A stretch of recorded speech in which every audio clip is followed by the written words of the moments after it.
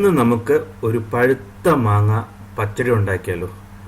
Come on, വരൂ നമുക്ക് start ചെയ്യാം. നല്ല പഴുത്ത നാട്ടുമാങ്ങ. മാങ്ങ കട്ട് ചെയ്ത് മാങ്ങാണ്ടിയോട് കൂടി ചേർക്കാം. ആവശ്യത്തിന് ഉപ്പ് ചേർക്കാം. ഒരു 1/4 ടീസ്പൂണ് മഞ്ഞൾപ്പൊടി ചേർക്കുന്നു. 2 ടീസ്പൂണ് മുളക് പൊടി ചേർക്കുന്നു. എരിവുള്ളത് ചേർക്കുക. പിന്നെ ആവശ്യത്തിന് വെള്ളം ചേർത്ത് നമുക്കിത് വേവിക്കാൻ വേണ്ടി വെക്കാം. മാങ്ങ നല്ലതുപോലെ തിളച്ചു വരുമ്പോൾ നമുക്കിതിലേക്ക് ഒരു 8-9 മാങ്ങയ്ക്ക് ഒരു 100 ഗ്രാം ഉണ്ട ശർക്കര ഇതിലേക്ക് ചേർക്കാം.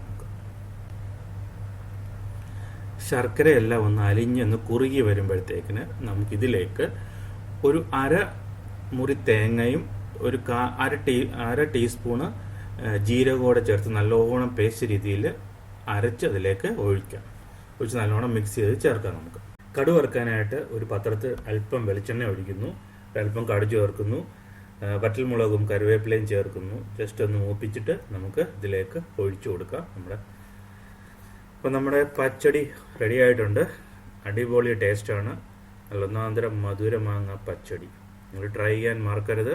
ഇത്തരം വീഡിയോ വേണ്ടി വീണ്ടും കാണാം. എല്ലാവർക്കും നല്ല ദിവസം ആശംസിക്കുന്നു. ബൈ.